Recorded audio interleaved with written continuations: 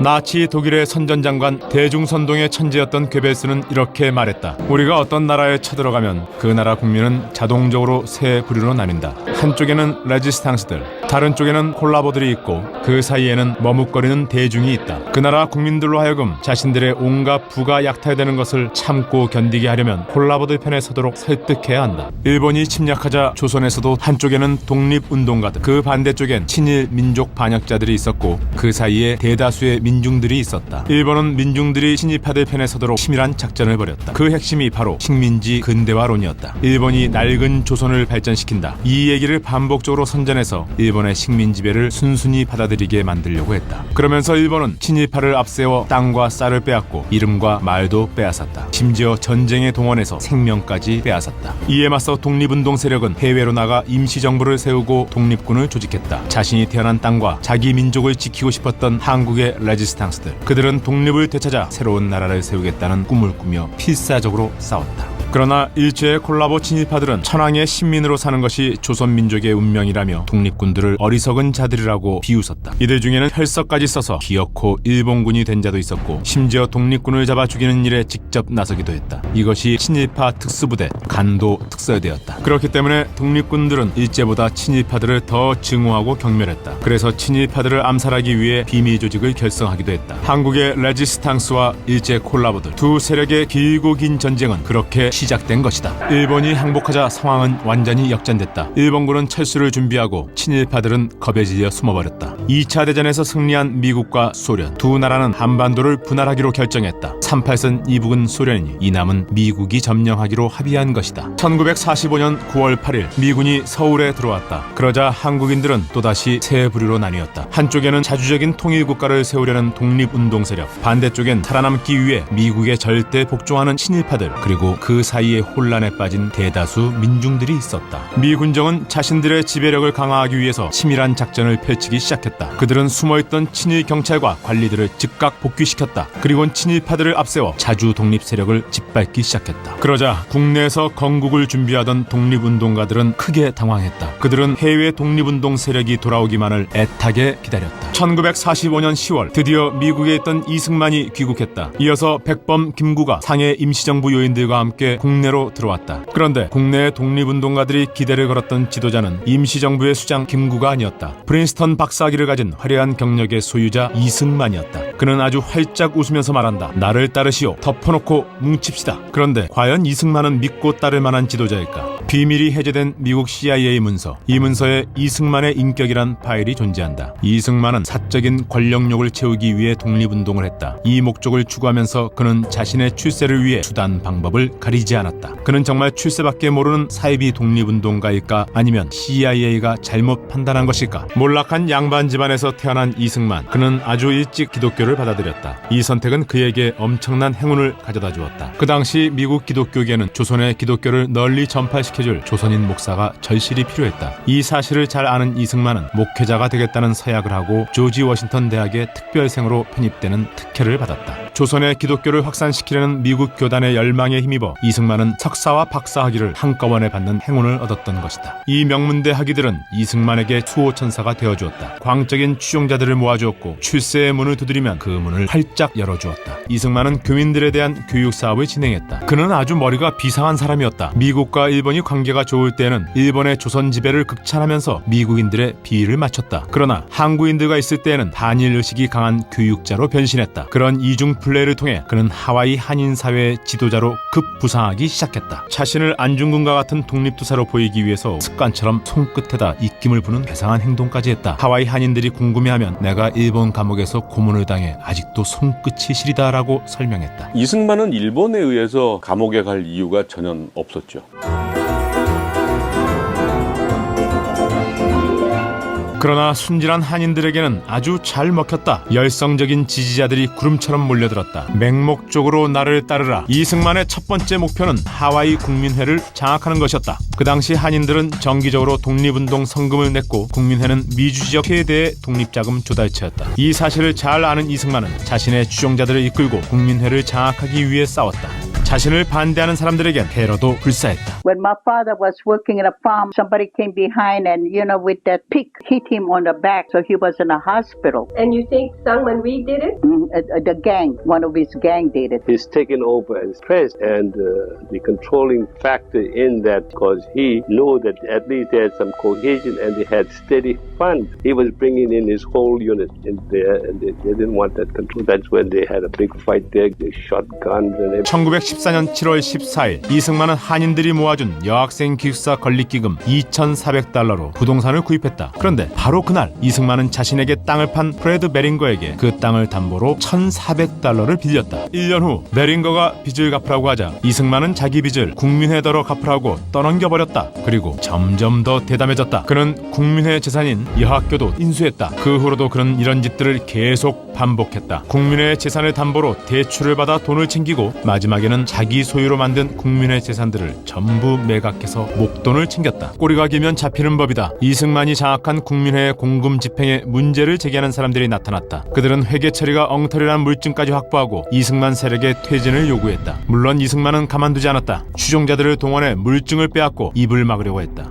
하지만 그들은 폭력 앞에서도 물러서지 않았다. 만약 모든 비리가 탄로나면 이승만은 끝장이 난다. 먼저 이승만은 재정 문제를 제기한 국민회 대의원들을 경찰에 고발했다. 폭동이나 소요를 일으킬 수 있는 위험 인물로 고발한 것이다. 그는 법정에 증인으로 나와 미국 판사를 향해 이렇게 말했다. 판사님, 이들은 위험한 반일 행동을 하며 일본 군함 이즈모가 호놀룰루에 도착하면 파괴하려는 음모까지 꾸민 무리들입니다. 이것은 미국과 일본 사이에 중대 사건을 일으켜 평화를 방해하려는 것입니다. 판사님, 저들을 조처해 주십시오. 믿기 힘들겠지만 이건 실화다. 이승만의 이런 행동은 자기 조국에 대한 명백한 반역 행위 아닌가? 만약 이승만이 프랑스 사람이었다면 프랑스가 나치로부터 해방됐을 때 이승만은 A급 반역자로 판결을 받고 사형을 받았을 것이다. 그해 3월 독립을 요구하는 시위가 벌어졌다. 무려 200만 명이 참가한 거대한 항쟁이었다. 하지만 일본은 무자비하게 진압했고 결국 수많은 사람들이 투옥되고 처형됐다. 그러나 조선인들의 독립의지는 꺾이지 않았다. 수많은 민중들이 만주로 건너가서 독립군이 되었고 홍범도와 같은 무장투쟁의 지도자들은 독립군 부대를 이끌고 국내로 진격하며 일본군과 치열한 전투를 벌이기 시작했다. 독립운동가들은 중국 상해에 모여 임시정부 수립을 준비했다. 국호를 대한민국으로 정하고 헌법을 만들고 독립운동의 최고 지도자를 선출하는 작업에 착수했다. 그런데 다수의 독립운동가들이 최고 지도자로 이승만을 추천했다. 안타깝게도 그들도 지금의 우리와 다르지 않았다. 지도자가 될 사람을 제대로 검증하지 않고 기왕이면 같은 지역 출신, 기왕이면 같은 종교를 믿는 사람, 기왕이면 학벌이 높은 사람이 지도자가 되길 원했다. 그래서 결국 돈과 출세를 위해 수단 방법을 가리지 않는 인물이 대한민국 임시정부의 초대 대통령이 된 것이다. 제일 먼저 임시정부의 돈줄부터 장악하려고 했다. 워싱턴에 구미위원부를 설립하고 독립운동에 쓰겠다며 국채를 발행해 돈을 모으기 시작했다. 목표액은 500만 달러. 하지만 큰 장애물이 있었다. 임시정부가 이미 독립운동 성금을 모으고 있었던 것이다. 이승만은 즉시 모금을 중단하라고 명령했다. 그리고 한 발 더 나아가 정부에서 거둔 돈도 전부 넘기라고 요구했다. 하지만 정부 요인들은 강하게 반발했다. 이승만은 상해에 파견한 자신의 신복 안현경을 통해 재정권 장악을 추진했다. 결국 독립성금을 둘러싼 갈등은 이승만의 승리로 끝났다. 그러자 임시정부는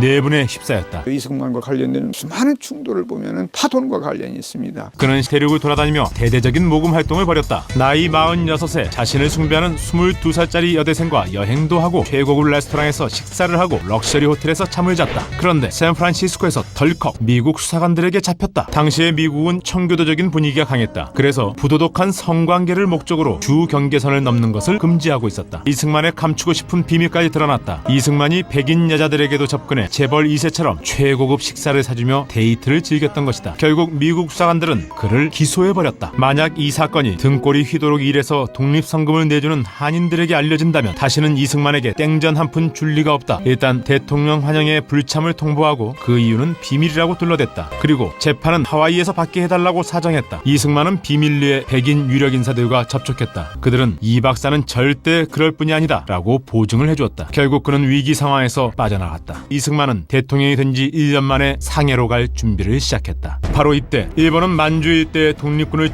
초토화시키겠다고 대규모 병력을 출병시켰다. 그러자 홍범도와 김자재는 부대를 이끌고 청산리 일대에 집결했다. 죽음을 각오한 3,000여 명의 독립군들, 그들은 3만 5천 명의 일본군에 맞서 6.25 6일간의 대격전을 벌였다. 조선인 독립군들에게 대패하면서 처음으로 치욕적인 패배를 맛보았던 것이다. 그러자 일본군은 조선인 민가들을 습격하며 대학살을 저지르기 시작했다. 상해 임시정부는 발칵 뒤집혔다. 바로 이런 중요한 시점에 이승만이 상해로 왔다. 일단 모두가 환영을 해주었다. 그리고 행사가 끝나자 임정 요인들은 일본에 맞서 효과적인 독립운동을 벌이자며 정부 개혁 방안들을 건의했다. 하지만 이승만은 모조리 거부했다. 정부 요인들은 폭발 직전에 이르렀다. 그러자 이승만은 전격적으로 대통령 교서를 발표했다. 거기엔 이승만의 독립운동 전략이 담겨 있었다. 우리 형편상 전쟁 준비는 국민들에게 맡기는 것이 옳다. 국내외 일반 국민들은 각자 직업에 종사하면서 여가 시간에 병법을 연마하라. 무기도 각자 구하라. 그러다가 좋은 시기가 오면 일제히 나서서 싸우자. 임시정부 수립 후 한인들은 독립성금을 냈고 정부는 예산을 편성해서 독립군 부대를 양성했다.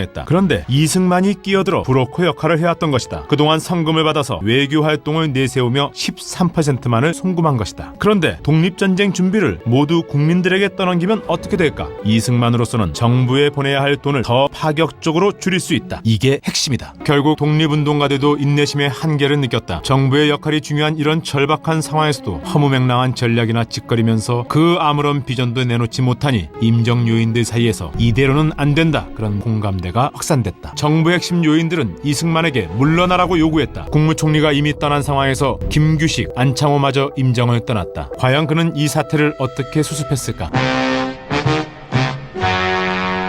그렇게 임시정부를 쑥밭으로 만들어 놓고 이승만은 미국으로 돌아가 버렸다. 임정을 개혁하려는 독립운동가들이 독립운동에 아무 도움이 안 되는 이승만의 대통령 권한부터 정지시켰다. 미국에서 이 소식을 들은 이승만, 독립운동의 자금줄을 완전히 끊어버린 것이다. 이승만 쪽에서는 거기에 미주지방 동포들이 걷어준 돈을 딱 끊어버리건, 다시 말해서 돈을 가진 자가 정치 권력에서 헤게모니를 줄 수 있다라는. 그 뒤 임정은 새 출발을 하려고 했지만 할 수 있는 일은 거의 없었다. 바로 이때 한 남자가 임시정부의 새로운 지도자로 떠올랐다. 나라를 잃은 분한 마음에 일본 첩자를 맨주먹으로 때려잡았던, 그리고 조국이 독립할 수만 있다면 임정의 문지기가 돼도 좋다는 순정파 로맨티스트, 열혈 민족주의자 김구였다. 김구의 임시정부는 독립운동 전략을 세웠다. 그리고 곧바로 구체적인 공격 계획을 수립했다. 상해 일본군 사령부, 국내 조선 총독부, 만주의 관동청, 그리고 도쿄의 일본 천황까지 직접 타격하는 목표를 설정했다. 이를 위해 김구는 한인 애국단을 조직했다. 그리고 1932년부터 실행에 들어갔다. 그때 운명처럼 김구를 찾아온 청년이 있었다. 그는 농민들을 가르친 계몽운동가였고 두 아이의 아버지였다.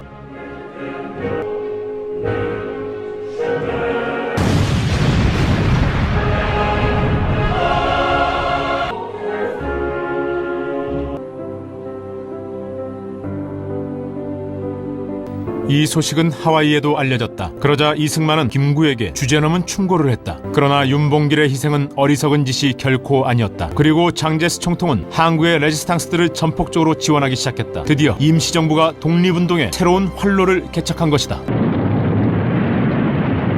Was suddenly and deliberately attacked. People in their righteous might will win through. 일본과 미국이 친할 때는 외교 노선이 제일이라던 이승만, 이제 일본이 미국의 적이 되자 일본의 식민 지배가 조선을 발전시킨다고 극찬했던 그가 감쪽같이 반일 항전의 투사로 변신한 것이다. 그리고 미국의 유력자들과 접촉하며 다시 최고 권력자가 되기 위해 움직이기 시작했다. 임시정부는 OSS와 한미 공동작전에 합의했다. 힘든 훈련을 받으면서도 광복군 병사들은 가슴이 벅찼다. 만약 광복군이 국내로 들어가 직접 일본군을 몰아낸다면 임시정부가 한국의 독립에 대해 당당하게 발언할 권리를 얻기 때문이다. 그렇게만 되면 독립운동가들이 구상해온 국가를 세울 수 있게 된다. 임시정부의 이런 활발한 움직임에 이승만은 초조해졌다. 그는 상황을 역전시킬 승부수를 찾았다. 연합군 총사령관 메가더, 일본이 항복하면 한국 문제의 실권도 그가 쥐게 된다. 결국 메가더의 선택을 받는 자가 한국 최고의 권력자가 될 가능성이 높다. 그는 소련을 싫어하는 철저한 반공주의자였다. 이승만은 그런 메가더를 공략하기로 결심했다. 러브레터를 쓰기 시작했다. 소련은 방해한 적이 없었다. 하지만 이승만은 그분의 사랑을 얻기 위해 약간의 거짓말을 섞었다. 그러자 3일 후 답장이 왔다.